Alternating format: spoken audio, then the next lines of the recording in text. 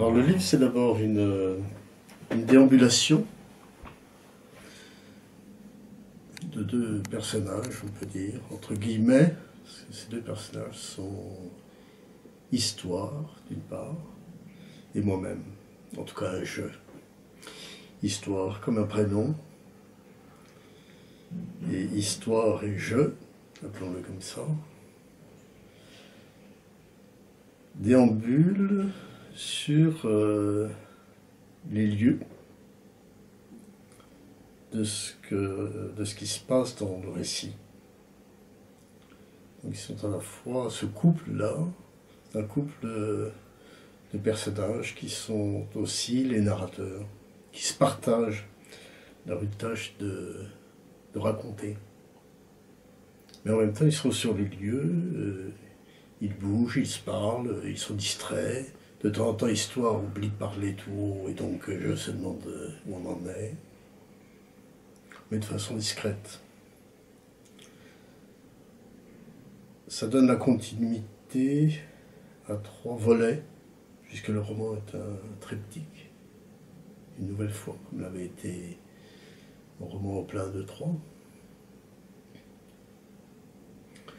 Ça donne une continuité, ça donne aussi une sorte de souplesse, ça donne du jeu à la narration, puisque à tout moment, alors qu'on est dans l'histoire, avec des personnages, il se passe des choses historiques dans le premier volet, un événement authentique de l'histoire du Languedoc, avec une héroïne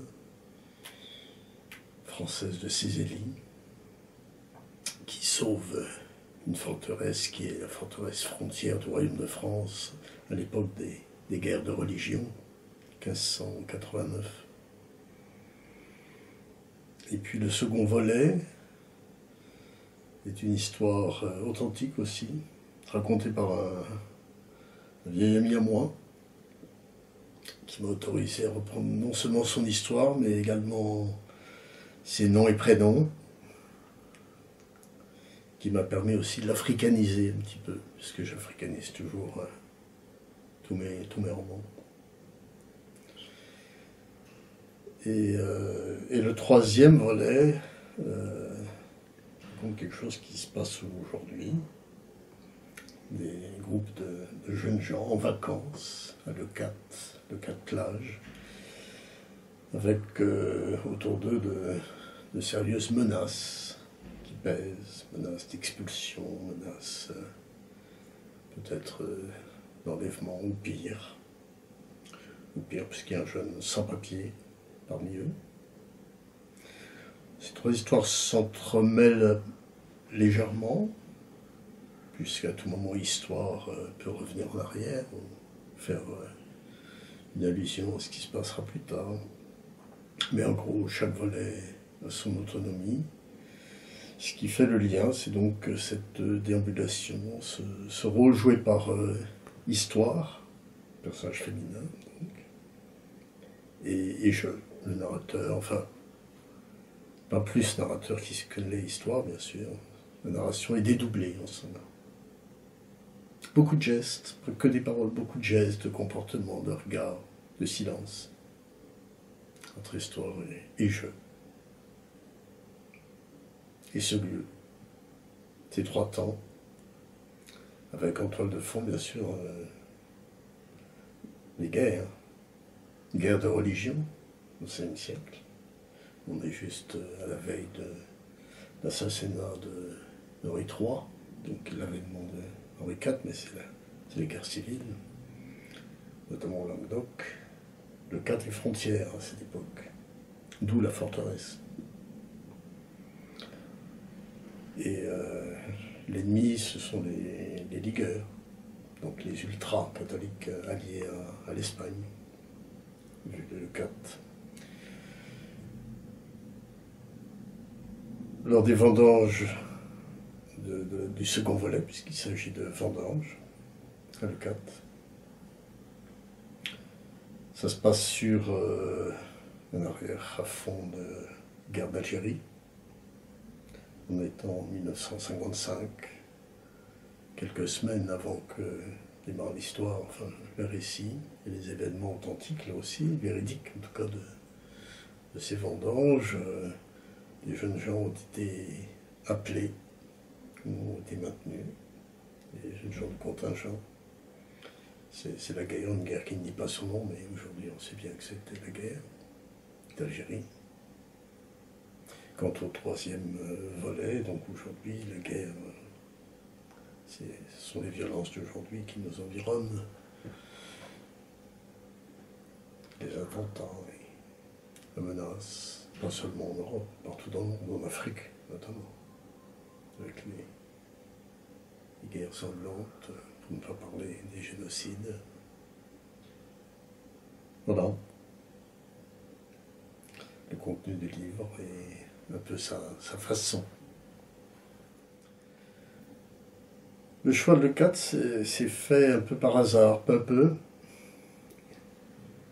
Le premier élément qui m'a mis la puce à l'oreille, ou le pied à l'étrier, est une plaque qu'on trouve à Montpellier, dans une petite rue du Vieux-Montpellier qui s'appelle la rue du Petit Sel.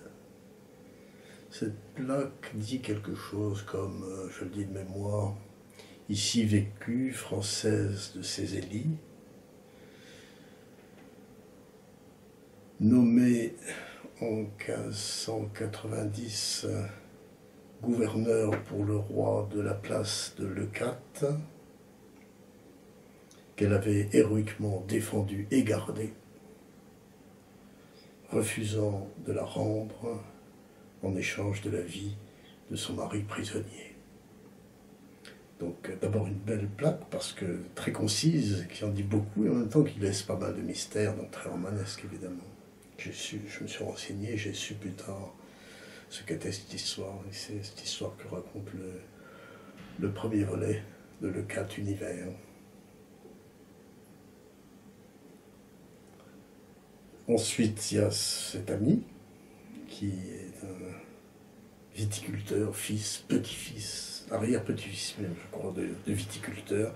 Lui n'est pas de Leucate, il est de Maury, dans le Fenouillède, les Pyrénées, dans cette enclave dans le pays catalan qui, par exception, parle l'occitan. Et jeune homme, il a été amené à vendanger à Leucate, dans un lieu un peu spécial, puisque les vignes sont comme sur une île de sable au milieu des eaux. Et il fallait à l'époque, on y accédait seulement en passant à gué, avec la charrette et cheval, bien sûr. On est en 1955, à Leucate. Il n'y a pas on est loin du futur port Leucate qui est tout à côté. Et la station balnéaire elle-même est minuscule, toute petite. Donc deuxième élément, puis troisième élément, il se trouve que je connaissais des jeunes gens qui régulièrement allaient chaque été passer quelques semaines de vacances à Leucate. Alors, une fois, deux fois, trois époques, c'était trop, il fallait en faire quelque chose. Un roman en l'occurrence. Voilà comment ça, l'idée s'est peu à peu imposée à moi. Ce qui m'intéressait, c'était justement de concilier, de relever le défi des trois époques distinctes et des trois volets. La question se posait à moi. J'avais envie d'écrire un roman, un vrai roman, avec sa linéarité, sa continuité. Et c'est comme ça que m'est venue l'idée, qui m'intéressait de toute façon, de ce dédoublement, de cette mise en scène de la narration avec ce couple que j'évoquais au début, histoire et jeu, inspiré directement d'une formule de la littérature moyenâgeuse, déjà chez Chrétien de Troyes par exemple, mais pendant plusieurs siècles, les récits, les contes disaient toujours « le conte dit que », ou l'histoire dit que, ou la lettre dit que, dit parfois Chrétien de Troyes.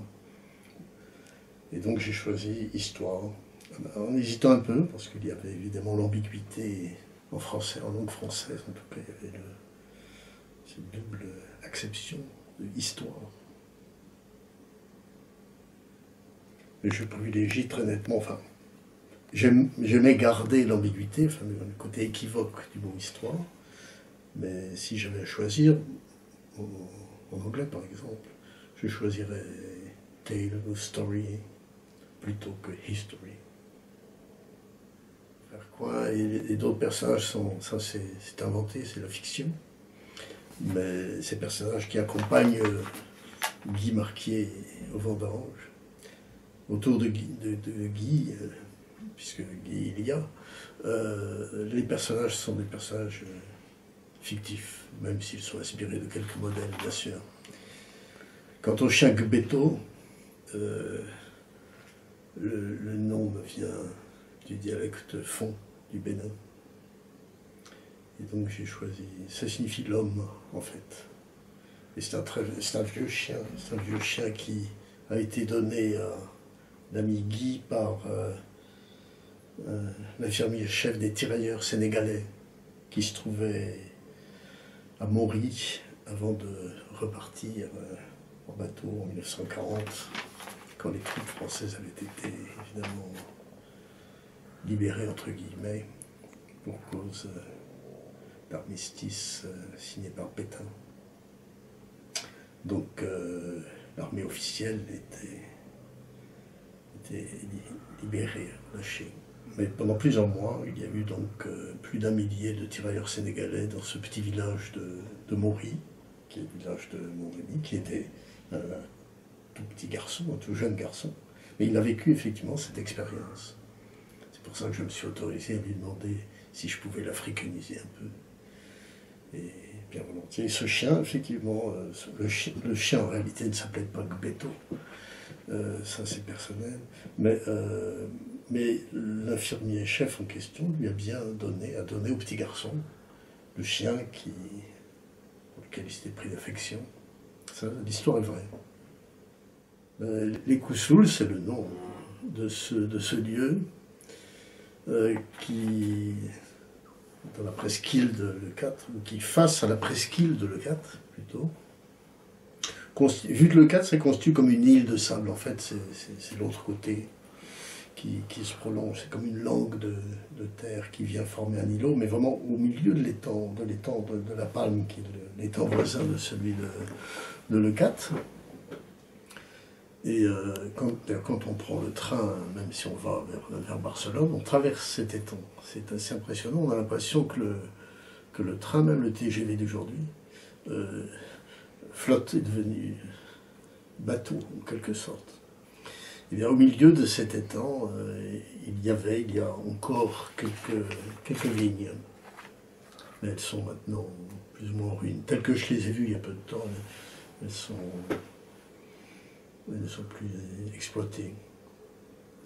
Mais dans les années 50, oui, il y avait véritablement des vignes et il fallait aller vendanger avec une charrette à cheval et passer le gué. Et ce gué était dangereux. Et pour mon ami Guy, qui venait là, donc, qui est venu plusieurs années, mais qui, en 1955, venait pour la première fois, il n'était pas très fier au début parce qu'on lui avait dit rapidement que ce gué était dangereux, qu'il ne fallait surtout pas quitter le chemin vaguement empierré qui était sous l'eau, au fond de l'eau, qu'à un moment donné il fallait bifurquer en prenant un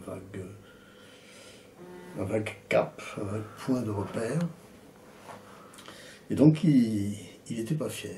Il en garde un souvenir vivace, un peu comme un épisode un peu initiatique. Grâce à Histoire et à cette déambulation permanente du couple Histoire et jeu, ça a été non seulement assez facile, mais ça a donné une sorte de liberté et de ce qui aurait été un peu cérébral et une construction un peu compliquée, devenait au contraire ajouter un degré de vie simple, immédiate, grâce à la présence de la gestuelle. Donc non, ça s'est fait, ça devenait facile grâce à ce système, à ce dédoublement de la narration, puis à cette mise en scène surtout de la narration.